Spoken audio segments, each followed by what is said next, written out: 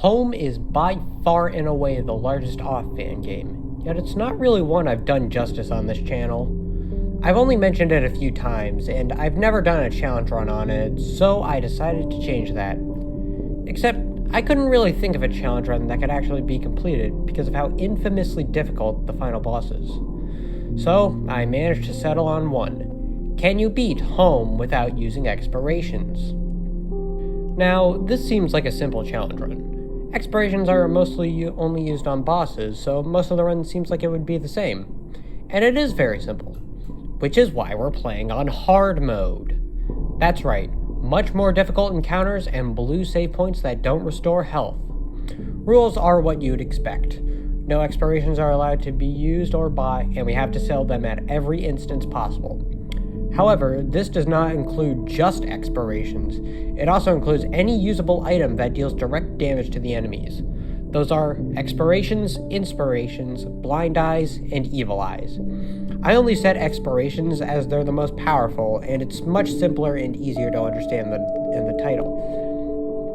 I'll also be enabling hard mode for the puzzles because I want the extra challenge. And once again, we need to kill every single secret boss, including the developers. However, there is one tool that makes the endgame significantly easier than you'd expect. But regardless, it's time to start in Zone 0. No special name, it's just J. As you would expect, the start of the game is the exact same, all the way until Japheth at the end of Zone 2. That means it's time for a lightning round! Give the bearer a card, solve puzzles, dope fish, Zone 1 time. Mines are fucked, get orbs, dope fish, get Elaine. Use every single orb that we ever get and will ever get in the run on Elaine. You'll see why. Go into barn, kill Jeff the Killer, get catnip, go back into mines, finish them, go into Shachahata, do secret floors, find Dawn, go to Alma, spend way too long on the puzzle, get March, kill Dawn with catnip. Catnip will be allowed because it's dramatically different than expirations, dealing self-damage and disabling the character you use it on. Of course, it's still very powerful. Even this early on, Elaine still deals around 1,000 damage total to Dawn. He's still a hard fight, especially considering we're playing on hard mode. The catnip does dampen his difficulty a little bit. Anyway, Zone 2. Go into mall, fight Valerie, go into mall again, suffer, feel the desire to kill myself because of the lamp specters, kill stupid ghost guy, get over pallet collar, go into park, do carnival game, get more orbs, go into residential area, feel the desire to kill myself again because of the lamp specters again, spend 6 minutes in auto battle, find other things in the area, dope fish, scale the tower, and now we're finally at Japheth. You know how I said at the start of the game is the exact same? Well, the Japheth fight has a difficulty whiplash so strong, it's more likely to kill you than the bosses. One of the largest difficulty spikes I think I've ever experienced, and for many of the same reasons as he was in the UOC. Multi-turn head start, and an absolute tank. He doesn't inflict poison, unlike an off, but he does still inflict fury. The strategy for him is about the same as Dawn. Use catnip on Elaine and hope for good crit RNG. A crit with Elaine on my current setup can deal around 1,200 damage, even more than an expiration, but it's very inconsistent, and the other drawbacks of catnip, being the self-damage and copter train, make it much less effective than expirations are. You may think I should have outlawed catnip as well, but it's much rarer than expirations are, and even then, there's a tool in the late game that allows you to replicate the effects of catnip infinitely. You'll see. As for Japheth himself, the strategy involves saving resources and using as much group healing as possible. The fight was still extremely difficult with how much Japheth outsped me, and the music was very fitting for how intense this was. Seriously, Abeatuta Lure is an amazing song, go listen to it. Eventually though, he died, and we march on to Zone 3. A lot of it is the same as usual, but with a few breaks this time, so mini lightning round I guess. Kill the face specters or whatever they're called, get the February, move to Area 2, solve the puzzle, witness Elaine eating what appears to be at least 700 pounds of sugar, kill people who have no heads, play Subway Surfers, fuck up a lot at Subway Surfers, fall down a giant shaft, use a developer test that was left in the game on accident, get into Enoch's room early, leave because I'm not prepared for Enoch, dope fish, leave, get him with the batter, and move on to Area 4. Fortunately, Jocelyn provides a bit of extra difficulty. Not as bad as Japheth, but still noteworthy. She mainly does AoE attacks and has quite a bit of health. Fortunately, her dance is cut short, and we now get the second best party member in the game, short of Elaine. Oh, and trust me, he's only getting stronger. Regardless, I complete Area 4 rather than just skipping it because the developers forgot to patch this out. Seriously, that's gotta be embarrassing. Okay, now we're on the Enoch fight, and you'll never guess the strategy for him. That's right, catnip on Elaine. It was actually probably the easiest boss so far, even more than Day Dawn. While single target damage is insane, it's just that, single target. He doesn't have any AoE attacks, and considering we now have all 4 party members, it really shouldn't come as a shock that he wasn't hard. Yet, I was still scared of him. Actually, let me rephrase. I was scared of this part of the game. Not because of the Enoch fight, no. I believe I've made my point on how easy it is. No, I was scared of what came after the Enoch fight. Zone 4 is one of the hardest areas in any off-fan game, especially on hard mode. And doing it without any expirations would be brutal. I had to deal with militant bursts, enemies with up to 1,000 health, a general, and even more, all without any crutch items to help me. So, I took one last rest up in Zone 0, and I prepared myself for pure hell. Zone 4 went about as well as expected at the start, that being horribly. I died very frequently throughout it, including 2 deaths on the first militant bird encounter. The encounter with one of them. We eventually get up to 3 of them in one encounter. Oh boy! I trek back to Zachary after discovering there's a cure, and I move on to die even more to the militant birds. Oh boy! It turns out the solution was spamming Abaddon's meat after every single encounter. There are 3 encounters. Oh boy! I make it to the save point, dopefish, fight even more militant birds, and press the switch. And now we move on to the hardest boss yet, Shachahada. Oh, and since we're here, I know about the infinite leveling desk, and I'm not fucking using it. Regardless, Shachahada was a massive brick wall. He has 3 militant burns as support, 5,000 health, and can absolutely slaughter my party. I barely even got anywhere the first time I did the encounter. Oh fucking boy. I grinded for levels, completely unintentionally by the way. The encounter rate in Zone 4 is just that high. Still, I had to spend time focusing down the militant burns, and after they died, it's time for the time-tested strategy of catnip on Elaine. Even with the catnip, it still takes a good long time. Jesus, I forgot how difficult the first Shachahada encounter is.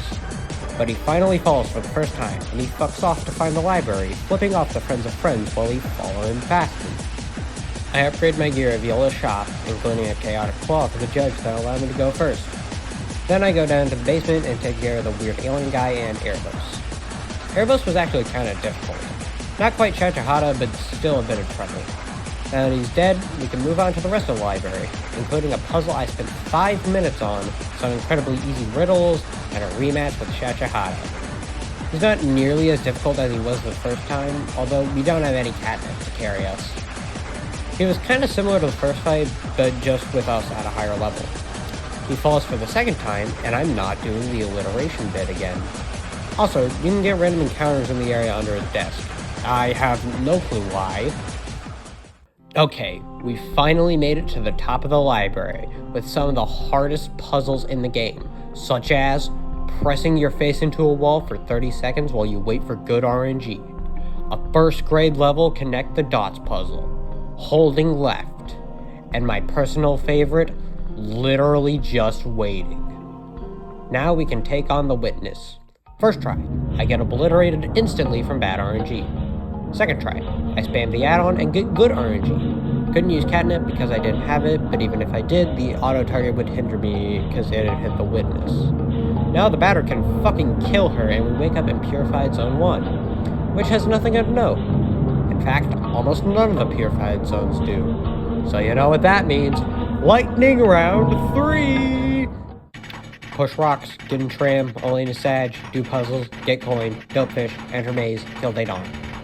Brief intermission at Zone 0, I got the best upgrades from Viola's shop, making us much, much more powerful. Also, I attempted to get the Deus Ex Machina from Felix. I will give you 3 guesses as to how that went. Okay, intermission's over, time for Zone 2. Find tower, get key, do maze, give ace, get coin, get month, climb up tower, solve more puzzles, kill Japheth, Zone 3, enter bunker, go to area 2, do more puzzles, area 3, dope fish is broken, exit pipe, connect the dots, meet Sugar. Another intermission for Sugar, who is probably the second hardest boss so far. So, the upside from her normal fighting off is that she's much less reliant on status effects and instead deals heavy damage. However, that means her offensive stats are through the fucking roof. She could pretty much destroy any party member she wanted to with relative ease. I had to keep Elaine's hasty buff on the team for the whole fight just to even have a chance against her. I did not at all expect to beat her first try, but I actually did. Barely admittedly, but I still did.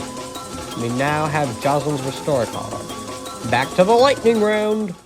Go into Area 4, solve puzzles, game crash, go back into Area 4, solve puzzles again, actually go into Enoch's hallways this time, more puzzles, kill Ghost of Fatty, Zone 4, solve puzzles, get into library, solve puzzles, elevator, solve puzzles, elevator, solve puzzles, elevator, 3.14159265358979323384626, get coin, solve puzzles, witness these nuts. And with that, the purified zones are complete, and we can go into the courtroom. But before that, I had a bit of a plan to prepare for the courtroom. Rushing the Deus Ex Machina. Obviously, I had tried this before after Purified Zone 1, but you're locked into a fighting Felix before clearing Zone 4, who is by far the hardest boss in the developer boss rush, and arguably the hardest boss in the game. Now that I've completed Zone 4, I can choose any fight I want, and I went with Fire. I chose that specific one because he also drops a Blight Sword, which is basically a diet version of Zachary's sword, with a chance to inflict poison. He was still an incredibly difficult battle, but with enough patience, he finally gave in, and I reaped the fruits of my labor. Okay, so why exactly did I rush these items? Well, Blight's sword should be obvious for the judge. It's a slightly weaker version of his best weapon. But why exactly the Deus Ex Machina? It's far weaker than the swords, and doesn't give you the ability to move first, unlike them. Well, it is one additional perk the swords don't have. It can double hit on a basic attack. So basically, imagine the damage stat listed here is not only doubled, but goes beyond the cap. Not only does it allow you to double hit, it also increases your crit chance by a slight amount, which wasn't reliable, unlike the Ashley Bat, but still a nice perk to have. Well, we can now finally move on to the last segment of the game, the courtroom. Chapter 1. I actually remember most of the puzzles for the Raphael's Mead, which is less of a statement for my dedication to this game, and more of a statement for how easy these puzzles are to remember. Either way, I get eaten, solve even more puzzles, kill the bacteria, go back, find the batter, die, win, and die anyways. Chapter 2. You will never guess who I chose to be the leader of the party. It's Jocelyn. I chose Jocelyn. I think her music is cool. I walk into the final purified zone, talk to each of the guardians, go back to find Hugo, become a guest on a game show, win every question, get a few more levels, and... these guys. I forgot how much I hate these things. Complete RNG on whether or not you'll get fucked over. Also rated movement powders. Plus, you can't leave the fight. Fun! Well, after they're done with, I finally kill the judge's impersonator and admittedly waste a catnip on him when I very well could have used it for someone else. Either way, we reunite with Zachary and finally end the chapter. Chapter 3.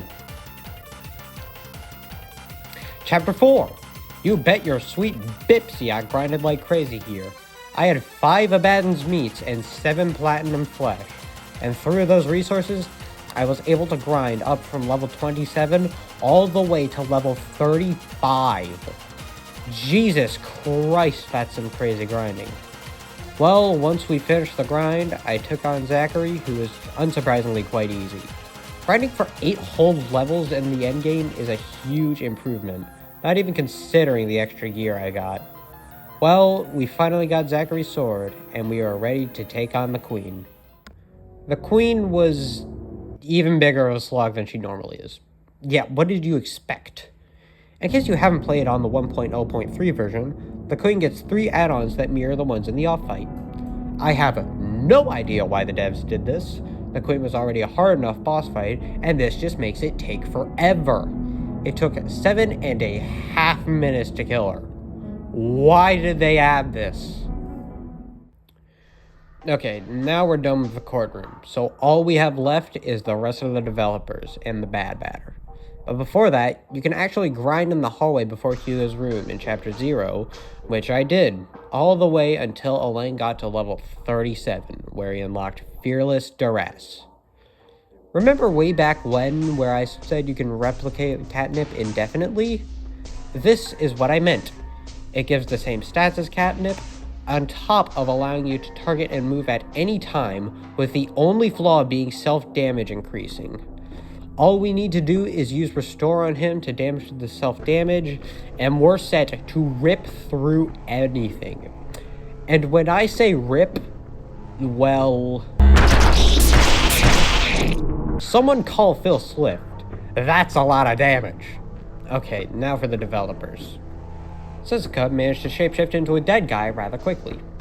While I couldn't quite one-shot Night Margin, she still went down with relative ease. Vivi went to their new home in the afterlife. Fidshell, I don't have a good pun. Jackal got sent back to the myth he came from. Deoxys' time went out. And I got my sweet revenge on Felix for earlier in the video over something that was most definitely my fault, and I have no idea why I thought it would work. And now, for the last one. Smashing Cube. Yeah, I saved this one for last because you can only use the judge. He was really annoying, but I got free catnip at least, even though it's completely useless now thanks to Fearless Duress. And finally, it's time to send the foul demon back to whence he came. I hope that sentence is grammatically correct. It's time to fight the bad batter. And I'll be honest, he was a little easy. Fearless Duress didn't trivialize it, mostly because he kept removing it throughout the fight. But after his add-ons died, he was kind of just a big punching bag. While the add-ons were still alive, the fight was very difficult. But it realistically ended as soon as they did. So I defeated the bad batter in a sort of, but not really anticlimactic ending. And I proved that yes, you can beat home without any expirations. This was probably my easiest challenge run so far. Home is at a very awkward position in its difficulty, where it's hard enough on its own, to the point where it's very difficult to make a challenge run that isn't impossible or needlessly frustrating. This is the main reason I waited so long to make a video on Home. I couldn't think of a proper challenge run that seemed entertaining enough. While this one was the closest I could probably get, it was still by far the easiest on my channel. Also, Vivi commented on my last video, so if you're watching this, hi. I'm making a video on new after this one. Anyway, that's all. Subscribe for month-long breaks in between uploads.